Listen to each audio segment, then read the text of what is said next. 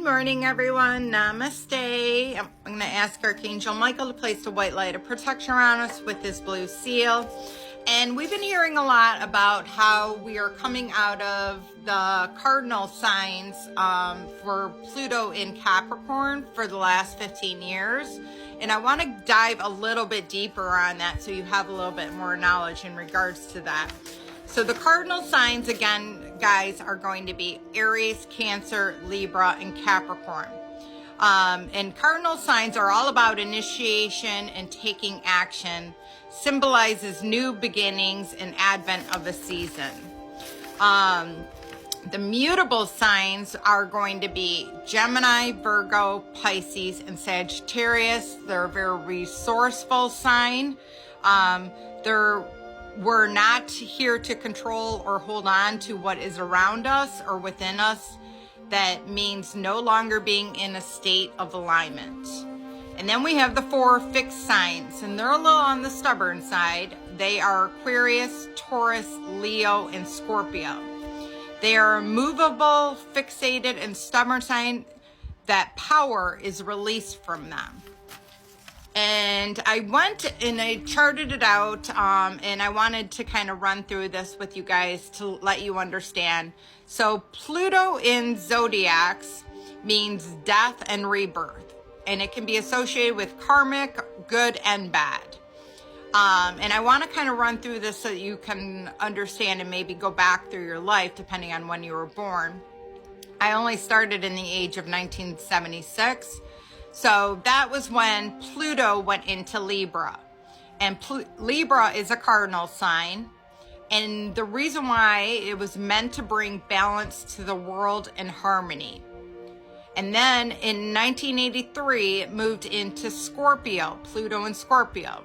And Scorpio is a strong intuition.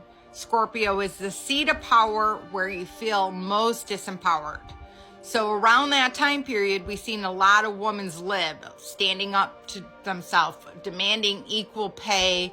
All that kind of stuff kind of came about during that time. And that was what it was developed to, because the masculine and feminine were very imbalanced, and that was meant to help to balance it out.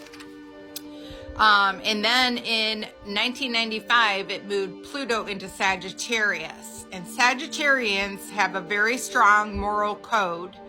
And that time period specifically was tailored to Gen X.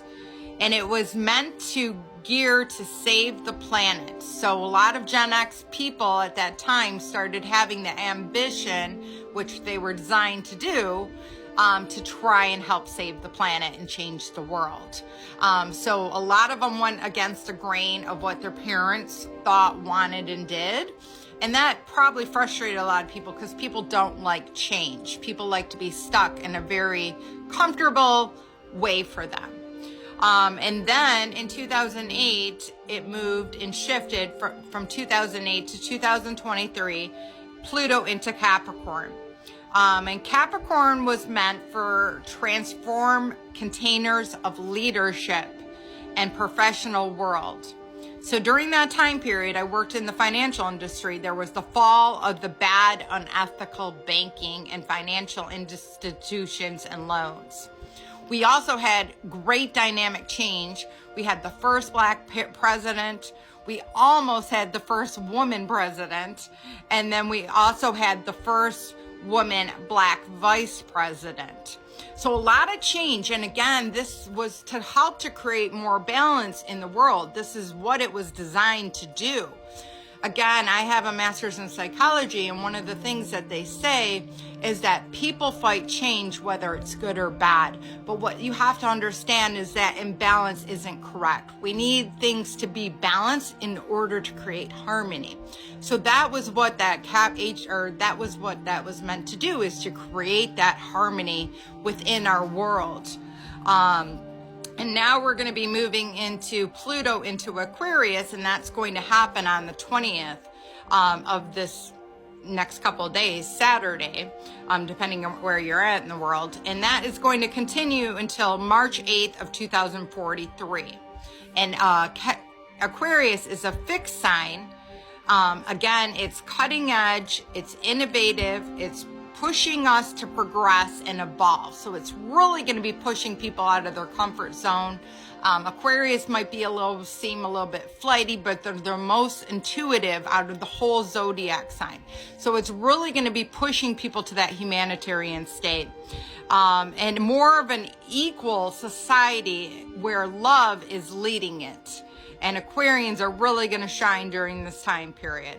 So I look forward to it, and I hope this helps, and I love you all. Namaste.